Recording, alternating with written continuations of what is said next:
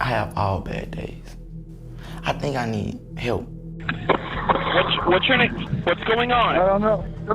Somebody shooting. Man, Baton Rouge is all about staying alive. That's where charges of attempted murder, 2 counts, really came on NBA YoungBoy. Ain't no hiding from gun violence. Ain't no hiding from violence, period. March the 10th, 2010. The community of Baton Rouge are hosting a rest in peace picnic at a park on Woodpecker Street in the Scotlandville area to commemorate the various teenagers who had lost their lives because of the rampant gun violence that was surging across Baton Rouge. A 12-year-old Control Golden would attend this picnic on Woodpecker Street, and also in attendance is his 16-year-old friend David Cobb, known by his alias Lil Dave. And just after 5 p.m, a man would run up on Lil Dave and unload multiple shots towards the young man, striking him multiple times before fleeing the scene and leaving numerous residents at the park, including a 12-year-old Cantrell, shocked at the shooting that had just occurred at a function which hoped to reduce the gun violence amongst the young men in the city. Little did the shooter know the 12-year-old amongst the crowd would grow up to become NBA YoungBoy, a rap superstar with chart-topping murder anthems, and would use the same money he had garnered from a successful rap career to solicit the murders of various enemies who resided in Baton Rouge. He'd rap on his 2015 track Homicide about how the Lil Dave incident had scarred him for life and his ulterior motives to catch those responsible for gunning his friend down and shooting them to death. And later down his career, he'd rap on Cage Feelings about how the murder of Lil Dave had been haunting him and how he still ain't find it in himself to forgive the killers responsible. And on Hole 13, we'd see him confessing to witnessing the murder of David Cobbs when he was 12 years old and how he handed $20,000 to a shooter to blow off the face of the killer who was responsible. And this would turn into a recurring theme throughout YoungBoy's life, which comprised of him losing someone close and dear to his heart and putting money out to have those people responsible killed. But to understand how this 24-year-old rap superstar had such a bloodthirsty obsession with killing his rivals and displaying his retaliatory efforts behind chart-topping murder anthems, you need to understand where he came from. 38th and Chappeau Street, Baton Rouge, Louisiana, as the setting for today's story. YoungBoy Never Broke Again was born Control Golden on October 20th, 1999, and from an early age, he'd have his immediate family stripped away from him because at the age of 4, his father was arrested for 1 charge of armed robbery and 1 charge of attempted murder, where Control's father and his uncle tried robbing a convenience store on North Sherwood Forest Boulevard. Story goes NBA YoungBoy's father Jeffrey Staden, his uncle, and another man would barge into an Alibi store on December 1st, 2009 in an attempt to rob the store. Unfortunately, the robbery would get messy and Control's father Jeffrey Staden would pull out his firearm and shoot the clerk in the leg before all 3 men would flee the scene. And as the Baton Rouge Police Department would apprehend all 3 suspects, including NBA YoungBoy's father and uncle, NBA YoungBoy's uncle would cooperate with the police and, in essence, help prosecutors get a guilty verdict against his own brother, where they'd sentence NBA YoungBoy's father to 10 years in prison for armed robbery and 45 years for attempted first-degree murder, essentially losing his father to the feds at the young age of 4 before he could even have the opportunity to build a solid relationship with him. In an interview with Angela Yee, he'd elaborate on the state of his relationship with his father and how he grew up without much of a father figure to guide him in his life. So let's talk about your whole situation with your own father. And on his 2016 track Cross Me, he'd mentioned his father being incarcerated and how his uncle told on his own brother. And after losing his father to the system at a young age, in the case of NBA YoungBoy's mother, she either wasn't all that present in his life, with the responsibility of nurturing and caring for a young Cantrell falling to his grandmother, Alice Golden. But on August 5th, 2010, NBA YoungBoy's grandmother, Alice Golden, would pass away, leaving YoungBoy with essentially nobody to care and raise him. He'd articulate the love and admiration he had for his grandmother in a Billboard interview, talking about how she was his caregiver and protector. It was cool though. My grandma, she was nice. She gave me anything I wanted, if she had it, but she had died. So Papa ain't really give much though. But I always had a roof over my head, so it wasn't in that bad. Right. I just got caught up in the streets because they ain't had what I wanted inside. I wanted something different. After Alice Golden was laid to rest, NBA YoungBoy would end up in a group home where he was a victim of constant physical abuse and bullying from the other kids. He'd tell Billboard about how this experience had forced him to cultivate a brutal to protect himself from ever being that vulnerable ever again. I'm terrified of people. I am very scared of people. he'd eventually leave the group home and find a home at his best friend's home, OG33. Since you were 4? Since when? Because you guys are brothers and you were born around each other, so it's like you don't have any memories of not knowing them.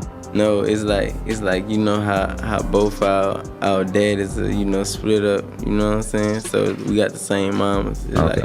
Man, really, I started making music with my brother. Just really inspired me to go in the booth because it really wasn't about me. It was really about YoungBoy, and I was pushing him. And one day he just told me, man, look, come do this with me. And he pushed me to go in the booth, and I just took a liking into it. And, that's where it really started from. So, shout out YB. And after the passing of his grandmother, Alice Golden, NBA YoungBoy would drop out of school and turn his attention to more nefarious endeavors in the hopes to provide a better living for himself and his closest friends. But at the age of 14, he'd be apprehended and booked into a juvenile detention center for armed robbery and did 6 months for his alleged wrongdoings. And he'd tell DJ Small Eyes that it was the time he had spent behind bars that led him to realize his passion and love for rapping and how he wanted to pursue that dream. What grade did you drop out at night? And what was the reasoning behind that? Well, I'm chasing the dream. I want to rap. Man, I grew up taking. I grew up stealing and taking from people. Well, at first, my grandma used to take care of me.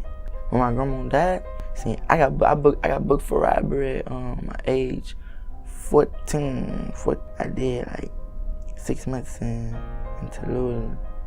I ain't gonna say it was the best thing that happened to me, but it helped me know my purpose. And after being granted his freedom and released from the juvenile detention center, he'd form ties and click up with TBG, Top Boy Gorillas, a record label, an alleged gang from Baton Rouge who were looking to groom and cultivate the next rap superstar from Louisiana. And the crown jewels on the record label at the time being Fredo Bang, an up-and-coming rap superstar, Little Gee Money. And in April 2015, they'd released their collaborative hit, iPhone 6, a song about using an iPhone 6 to facilitate the drug trade through the streets of Baton Rouge and using that money to bail out TBG killers from prison in their ongoing war against BBG, the Bottom Boy Gorillas. A young and ambitious NBA YoungBoy would be seen in the music video handing Fredo Bang a Gucci bag, which in hindsight would be inconceivable due to the bloody and brutal gang war that would follow after YoungBoy departed from TBG. And at around this time, rumors would circulate about how a stick-up teenage NBA YoungBoy would steal drugs from his own blood cousin Boozilla and flee back to TBG and Gee Money for protection against BBG, with Boozilla being seen roaming the streets of Baton Rouge, armed to the teeth and looking to end NBA YoungBoy's life for stealing his drugs and even disavowing his own blood cousin because of his gang affiliation and the ongoing street beef brewing behind the music. What up, baby Joe? Pull that up. And in the midst of all this madness going on April the 15th, 2015, NBA YoungBoy would release his first full-length project titled Life Before Fame, which included his standout track, NBA, telling his listeners about how he stays around trained shooters and how everybody around him will shoot anyone who threatened to sabotage his pursuit to a successful and financially abundant rap career. But even following the release of Life After Fame and having his name ringing in the streets of Baton Rouge, NBA YoungBoy would depart from TBG as he felt the record label side of TBG didn't invest much in him and his aspirations of becoming a commercial household name as they did in Fredo Bang and Gee Money. So he and his childhood friend OG33 would leave TBG and start their own movement, NBA Never Broke Again. Okay, and NBA stands for Never Broke Again. Yeah. Tell me the inspiration of calling yourselves that. Like, we was on the porch and he was like, man, I don't want to be broke no more. I'm like, man, we ain't ever going broke, ever, you know what I'm saying? We finna get it in, like, we finna go up. He was like, when he said that, I was like, all right, we never broke again then, you know what I'm saying? But he was like, we never broke again.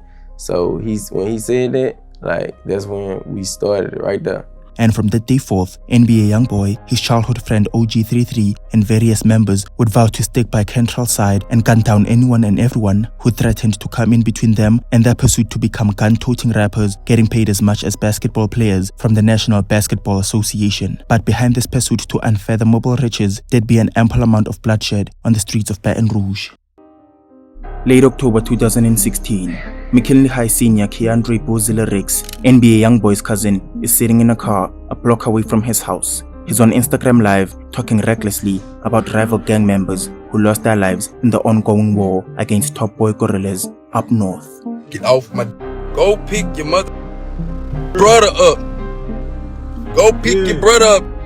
dead. That nigga dead. That dead ass. Don't make me talk about you like other people, man. Less than a week later, November the 1st, Boozilla's mother walks in to see her son has his book bag packed and uniform neatly ironed and ready for school the next day. But just as midnight struck, Boozilla gets a text from rival gang member Trayshawn Coates, a 17-year-old linked with TBG. The text urged Boozilla to meet him outside.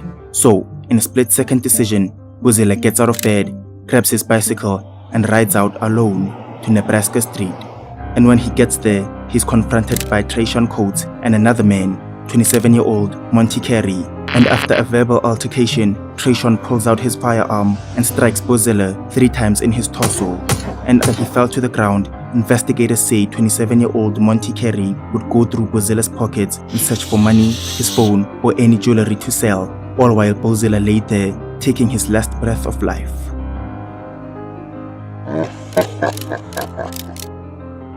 I think now is a good time to mention that 4 months before Boozilla's slaying, Trayshawn Coates was involved in a burglary where 8 firearms were stolen, alongside 3 of his other friends, where one suspect was only 13 years old, and they were plotting on shooting at the feds in Baton Rouge. Tonight, authorities in Baton Rouge on the hunt for a suspect they say was part of a plot to kill police officers.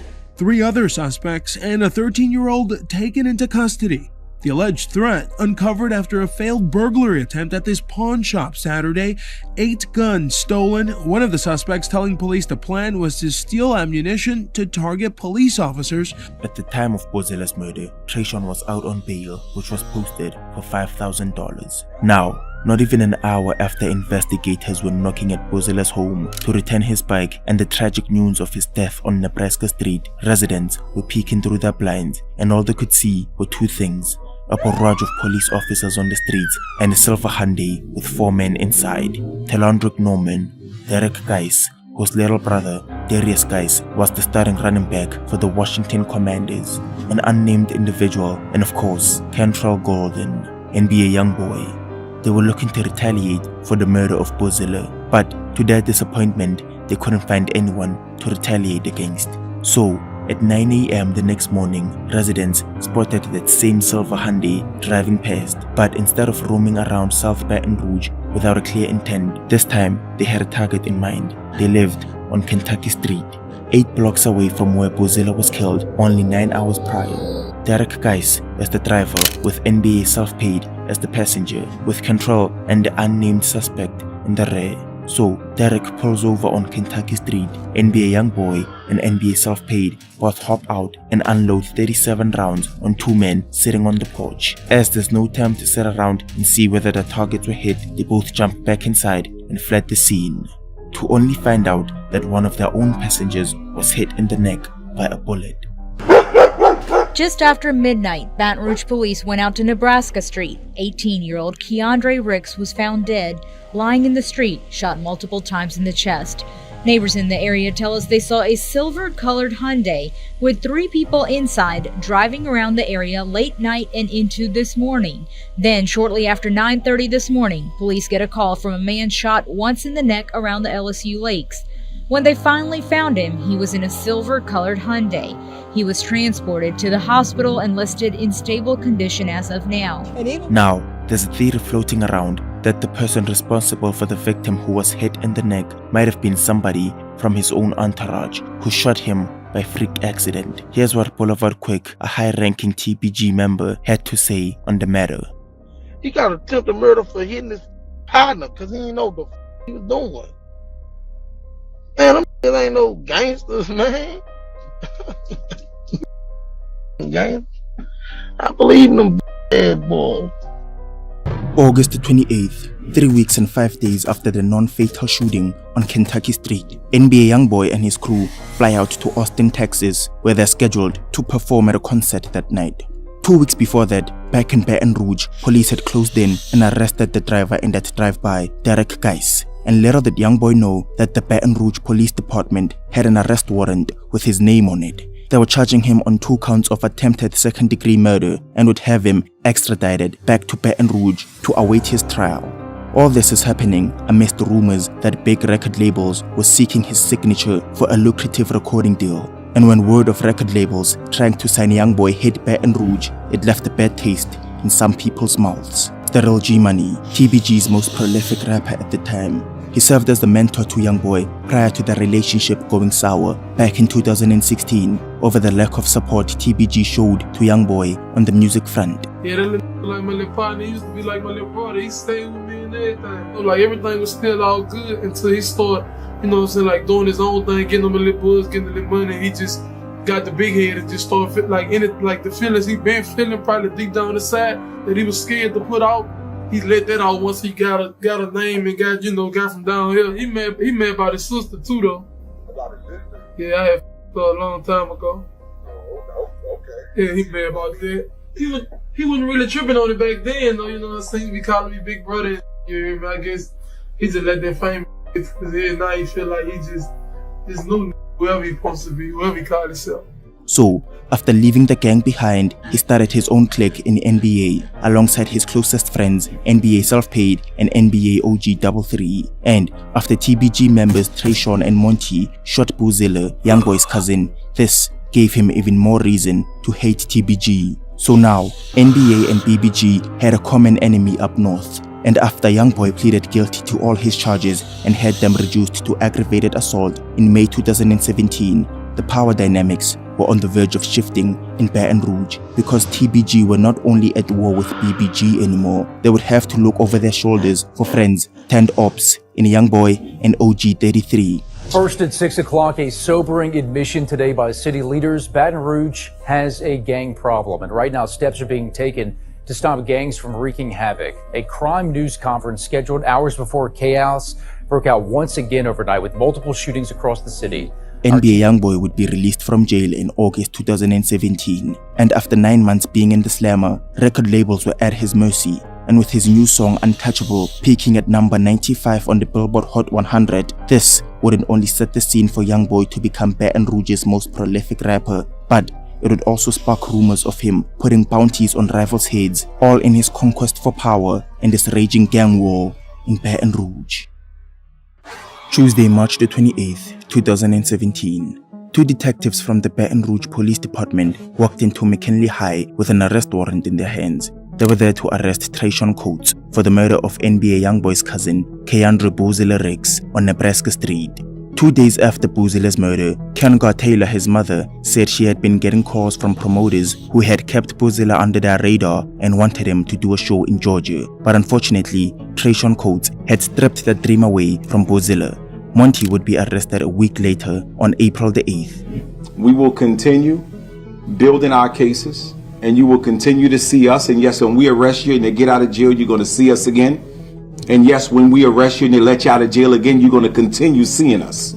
I get sick and tired of hearing from my police office that we're dealing with the same individuals. And I'm talking about people we arrested for homicides, facts. I'm talking about people we arrested for shootings, facts.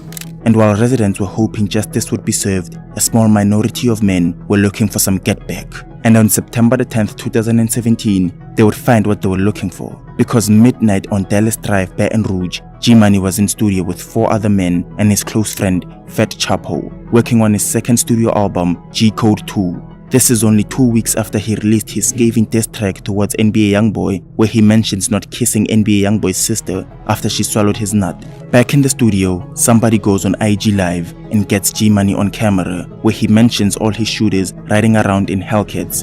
Hey, you hear me? All my hitters got Hellcats, man. We pull up on you fast and get that business clear. But little did they know that somebody on that feed had ill intentions.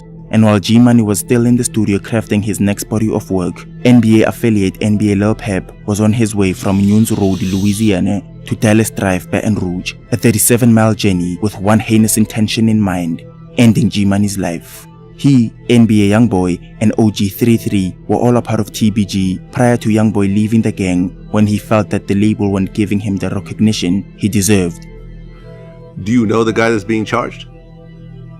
Okay. And you feel he used to be around Aha. Back in 2014. So, at 1:30 p.m., Gee Money and Fat Chapo pack up to leave the studio and head back home. And as Fat Chapo tidies up, 22-year-old Gee Money walks out of the door alone.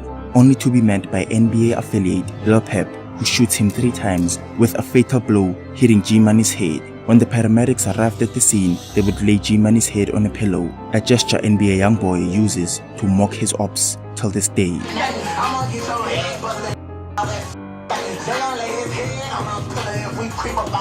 I was the first at the door. I'm the one called for help. G walked out that door by himself. I told him before he walked out the door, like, he walked out the door on his own. And they start shooting. When they start shooting, I really didn't know what was going on because I heard a boom, but the music was playing, so it was kind of muffled. When as soon as the shooting stopped, I ran out the door. Nobody was I still never saw nobody. And I saw G laying right there on the ground. And once I seen him, all I could do is call 911. Try to get help. Baton Rouge police are looking into a deadly shooting that claimed the life of a local rapper. Police say someone shot and killed 22-year-old Garrett Burton on Dallas Street around 1:20 last night. Burton performed under the name Gee Money. Right now, police have not named any suspects or motive. If you can help police or have any tips, you can report them anonymously to Crime Stop. I just broke down in tears, like you know how a baby cry, and you know how a baby cry, just yell. I just sat there and locked up. Man, I wake up to every day, man. My partner got killed. Oh, like that, son. And it's sad to say, man. Talking about not even 25 yet. Like, come on, man. Like, it ain't that serious, son. Before I let you take me, dog, I'm slinging this whoever, whatever, and I don't care who love who. I'm going my move. Get the on my DM talking about I'm next and all that. Man, I ain't worried about none of that. I ain't worried about none of that. Oh, man. When it's my time regardless, but I ain't worried about none of that. Better stop playing with kill y'all, so I do not play about my life at all. I'm gonna step, yeah.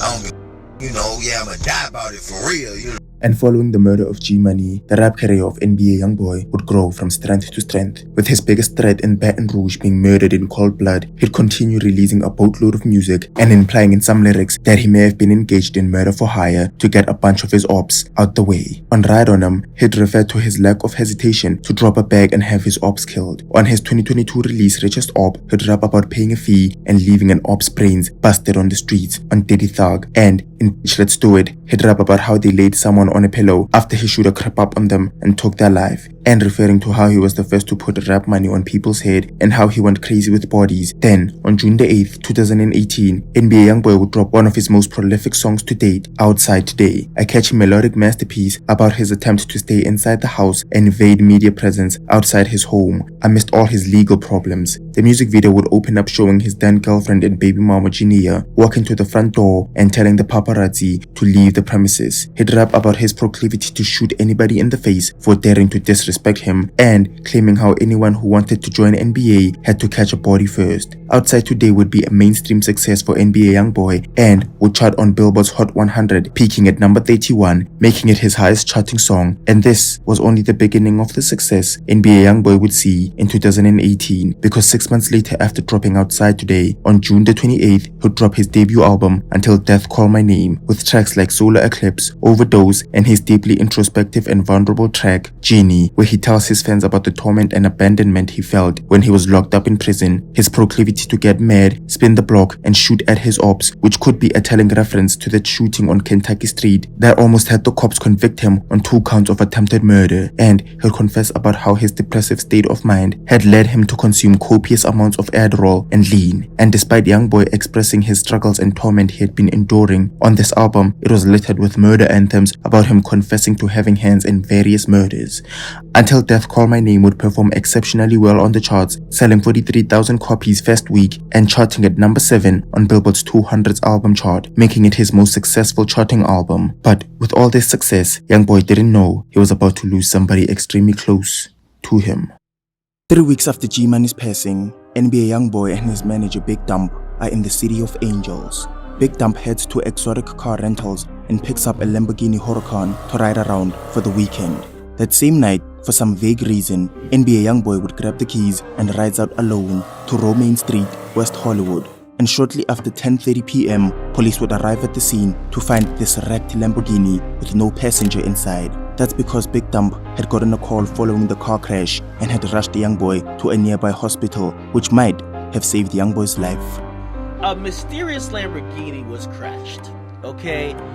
We saw pictures of it on social media. Everybody was wondering who it was.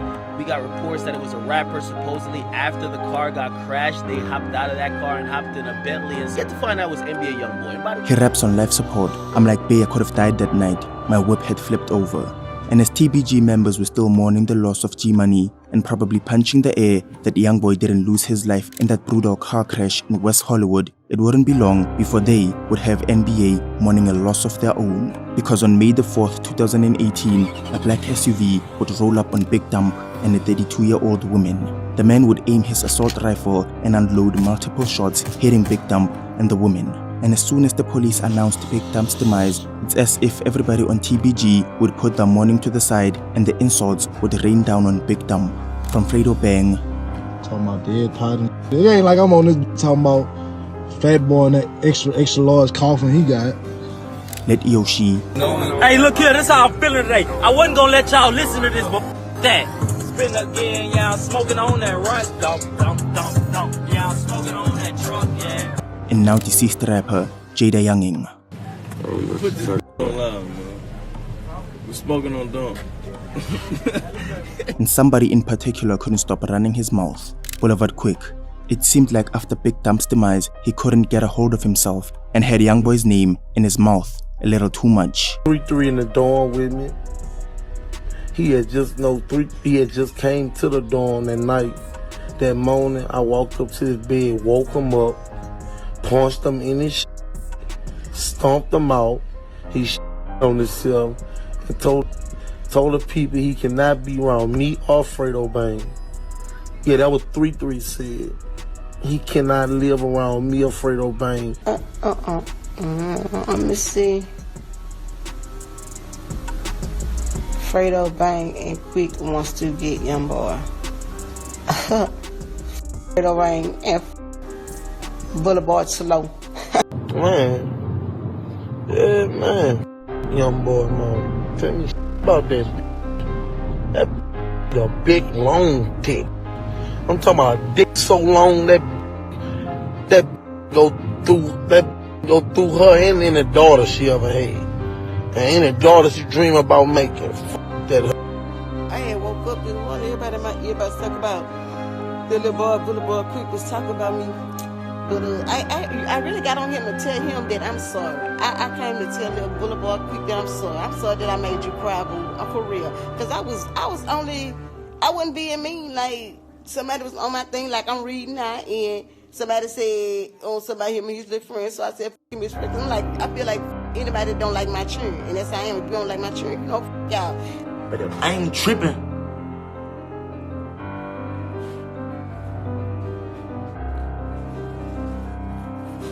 My mama.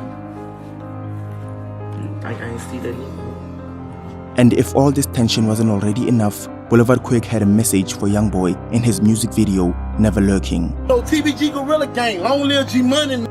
I'ma talk my shit. I don't hide behind money, cause I ain't got that much. So I'm in the field.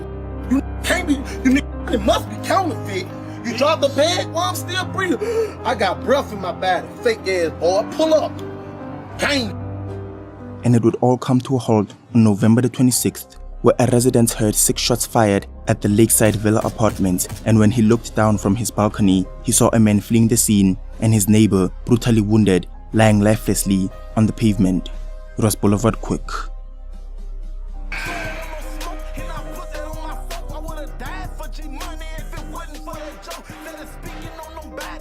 This music video shows Ashton Wells performing under his stage name, Boulevard Quick.